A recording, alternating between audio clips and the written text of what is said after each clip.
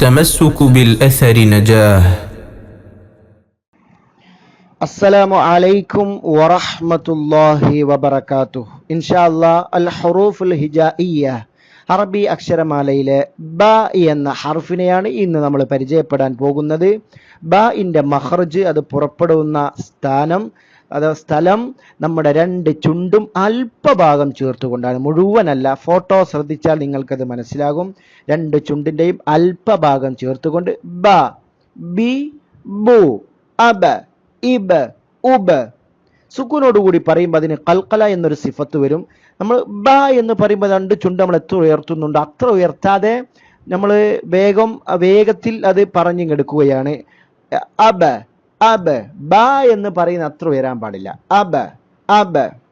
അപ്പോൾ ആ നിലക്ക് ഉച്ചരിക്കുക സുക്കൂനാകുമ്പോൾ. ചില കലിമത്തുകൾ നോക്കാം നമുക്ക്.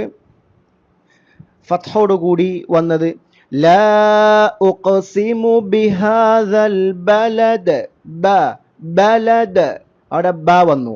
പിന്നെ ബിഹാദ, ബി, ബിഹാദ കസ്റോടുകൂടി വന്നു. അഅ്ബുദു, അഅ്ബുദു, കണ്ടോ? അഅ്ബുദു, ബു.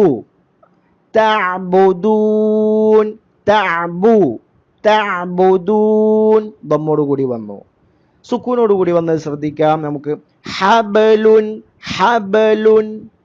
വഖഫിൽ വരുമ്പം കസബ, കസബ, ലഹബ, ഹതബ ഈ നിലക്ക് ഉച്ചരിക്കുക. അതിൻ്റെ കൽക്കല. അപ്പോൾ രണ്ട് ചുണ്ടിൻ്റെയും അല്പഭാഗം ചേർത്തുകൊണ്ട് ഉച്ചരിക്കാൻ ശ്രദ്ധിക്കുക. ബാറക്കല്ലാഹു ഫീക്കും. അസ്സലാമു അലൈക്കും വറഹ്മത്തുള്ളാഹി.